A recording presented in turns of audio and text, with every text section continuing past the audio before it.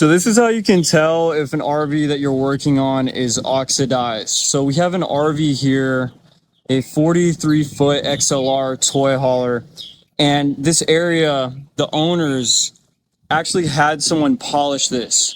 So the way to know if you're working on an oxidized fiberglass or gel coat RV is if you look at it from the side and if there's still a reflection. So as you can see here, there's this random shiny patch where it got polished, right? I cannot see the reflection of objects in the other areas of the RV. This is how the surface looks from the factory. So when you buy a gel coat or fiberglass RV brand new, the entire surface would have looked like this. It would have looked like almost like paint. And generally this effect can also happen to any areas that are covered up.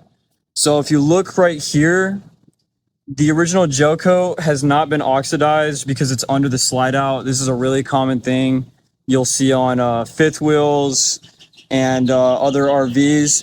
You'll see that all those areas, like look right here, this is a really rough patch. There's no shine at all.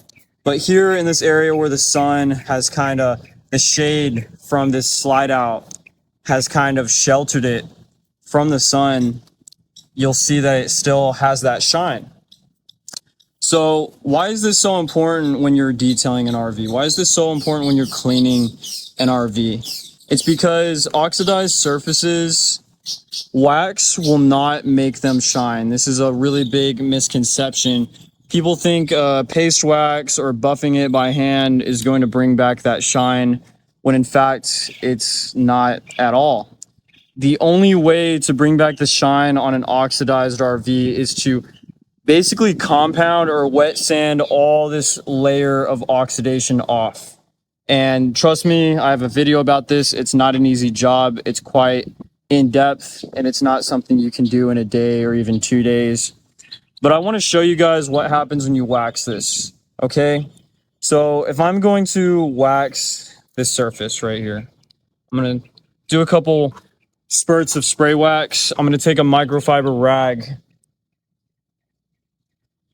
And then this is what happens, right? At first, it's going to look like almost like it's matching.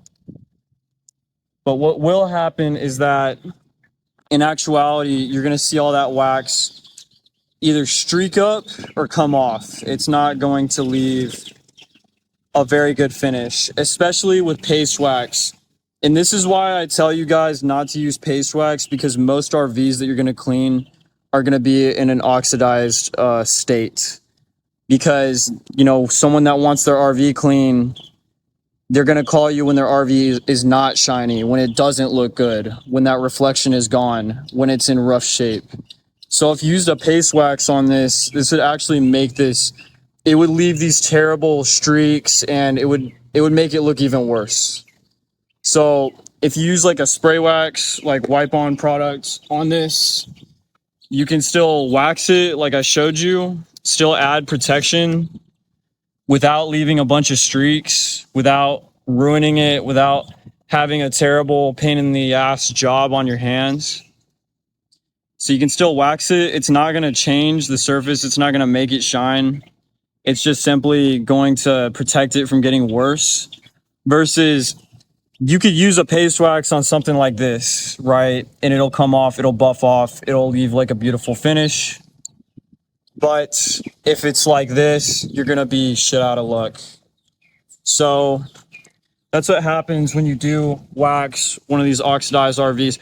Wax will make shiny surfaces shinier. So if I do wax this, it'll make it look deeper, glossier, nicer. Versus this, it's not going to have that same effect because it has a layer of oxidation on the top. So that's the key difference whenever you decide to wax an RV. If you have a full body paint RV, go ahead, you could use paste wax, right? But if you have a fiberglass RV, do not ever use paste wax. Also, you get paste wax on any of this plastic, any of this rubber or decals. By the way, just a heads up, it will stain them. It will leave these white stains on the decals, on the plastics, on the rubber. There's something about paste wax. Do not ever get it on rubber or plastic or anything, vinyl. These are vinyl. And that's why I say get it like a good spray on, wipe off product. I'm using Hot Sauce by Boat Bling. I have it in this spray bottle right here. This is what it looks like. I'm able to wax RVs in the full sun, fiberglass RVs, oxidized RVs. Here's another oxidized RV right here. This is also fiberglass, as you can see. There's absolutely no shine whatsoever at all. It's seen better days. And if you come over here, I can show you this ladder. When this ladder was folded up against the RV, where the rungs were touching, you can see the original gel coat, but where the ladder was not protecting, it's faded, right? So this is a really good example of how this looks and how you know what you're dealing with here. So if your RV is already faded, I'm sorry to say it, it's kind of like too late to bring that shine back unless you bring out the big guns and you're ready to pay a lot of money or spend a lot of time and a lot of prep. Like this RV, look, this is a fiberglass RV also. This one right here. This is brand new. Look at the surface. Look at the shine. This RV does not have oxidation. It is not oxidized. You can see my hand. You can see this tree. You can see everything. If you do not wash and wax this RV, it will lose this luster. It will lose this shine within years. Sometimes 2, 5, 10 years down the road, all the shine's going to be gone. It just depends on how often you wash it, how often you wax it. So if you wax these RVs, if you clean them, they will keep this shine if you stay on top of it. 3 months, 6 months, minimum once a year if you're on a budget. So, and this is why it's so profitable to run an RV detailing business, because people that have nice RVs, this is a big job. This is going to take, hours to wash and hand wax top to bottom. And that's why people are willing to pay hundreds of dollars. And if you want to learn how to start an RV cleaning business, we have a school group down below where you can meet other RV cleaning business owners. You can learn how to wash and wax these like a pro, skip a lot of the BS that you would have dealt with if you were just learning on your own. So join our school group down below if you're actually serious about starting an RV cleaning business. You want to learn from someone that's done it, like me. In the community, I have a course, the RV cleaning launch. So I'm going to teach you guys how to get clients, how to get these RV clients, how to make them happy, how to make these RVs look good, how to charge premium prices, how to talk, how to run ads, how to obtain these clients, and how to build a business that you can easily make $5,000 to $10,000 a month just working by yourself, not hiring any employees. This job right here, I'm making about $600 and I'm going to go home after this. I washed it, I waxed it, I cleaned the roof, I cleaned the windows, I'm cleaning the tires. I'm going to do the tires after this. So you can actually do 2 of these a day and make $1,000 a day. I do that sometimes. I know people that do that, but I'm just doing this one today because I got stuff to do.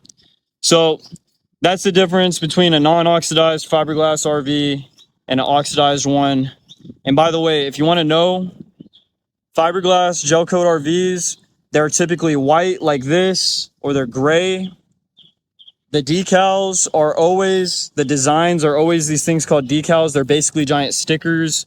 As you can see, this isn't a design that's painted on. It's a gigantic sticker. So if it has these stickers, it's fiberglass, it's gel coat. That's how you know. Or if it's white or gray or like a cream vanilla color like this, it's most likely fiberglass or gel coat. Gel coat is the layer that's sprayed on top of the fiberglass. Okay. So just call them gel coat RVs, guys. So if you guys want to learn how to clean these RVs, how to do it right, how to not make mistakes, join the school group down below, join our community. Peace.